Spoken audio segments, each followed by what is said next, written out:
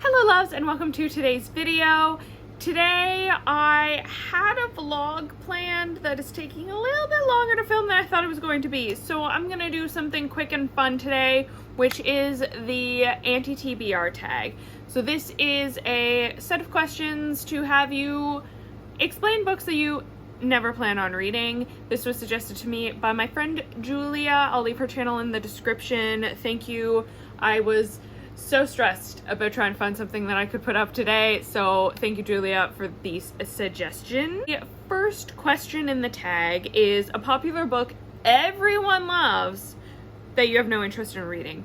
For me, that's A Little Life by Hanya Yanagihara. This is about four friends who move to New York to try and become famous and have strain in the relationship as addiction, success, and pride and childhood trauma make their lives more difficult. This has been nominated and I think won a bunch of prizes. It was a New York Times bestseller. It was a TikTok, book talk darling for a while. I just don't think I want to read an 832 page book that's gonna make me depressed. All of those TikToks of people crying about how it's devastating to them, all this stuff, Auntie sold me on this. That does not seem like something I'm gonna want to read, especially at 832 pages. So that is something I'm never going to read. I'm so sorry. Number 2 is a classic or author you don't have any interest in reading. For me, that's going to be a lot of the Russian classics. So like War and Peace by Leo Tolstoy. Do I know that this is one of the most celebrated books of all time? I do. But this is an old book about an even older time period.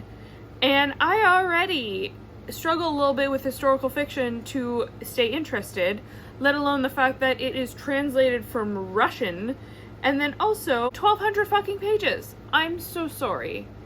That's never going to be for me. I can barely bring myself to read 1,200 pages of Outlander when it is a more romance than war novel. I'm so sorry, I'm never going to do it. Not that girl. Question number 3, a problematic author whose books you have no interest in reading. I, to this day, have not read a Colleen Hoover. And at this point, I don't think I'm ever going to. When I first got onto Book Talk, everyone was reading Colleen Hoover.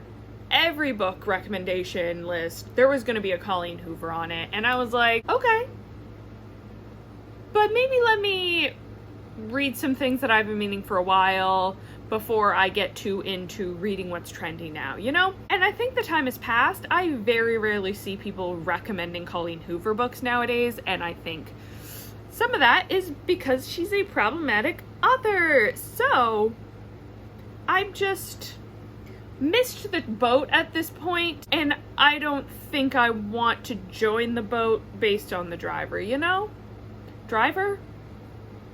Captain? Question number 4, an author you have read a couple books from and have decided their books are not for you. I have tried to understand Kurt Vonnegut, and I do not understand Kurt Vonnegut. I have read both Slaughterhouse-Five and... was it Cat's Cradle? It was Cat's Cradle. Okay, I just didn't get it. Or maybe I did. So this is how I feel about it, is that the satirization is too obvious to the point where I feel like I'm missing the point, because I'm like, that couldn't have been the point, right? Because it's too obvious. The point being war is bad. I am either too smart for Vonnegut, which I think is unlikely, or I'm not smart enough for Vonnegut, and I don't like that makes me question my intelligence, so no more Vonnegut for me. A genre you have no interest in or a genre you tried to get into and couldn't. Every time I've tried to read a self-help book, I have just been so annoyed by it. Like, it just annoyed me with how either, 1, obvious the advice is, or 2, privileged the advice is, of like, just take a year off and find yourself.